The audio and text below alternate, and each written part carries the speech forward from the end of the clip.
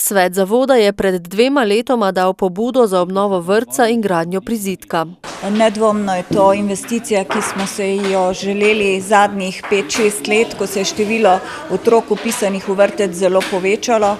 Namreč danes dosegamo že 80% vpis otrok, predšolskih otrok v vrtec, kar je nad slovenskim povprečjem.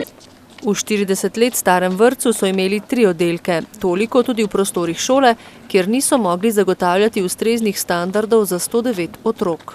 Smo zelo veseli, da bomo pridobili 7 novih oddelkov, torej še nekoliko rezerve za naslednja leta.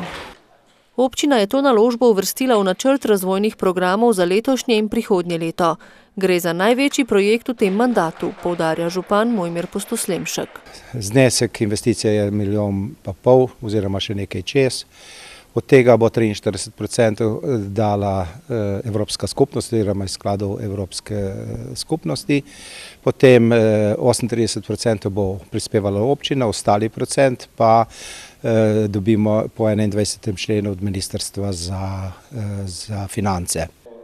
Dobrih 300 tisočakov imajo v proračunu zagotovljenih, za dodatnih 350 tisoč pa bodo vzeli kredit.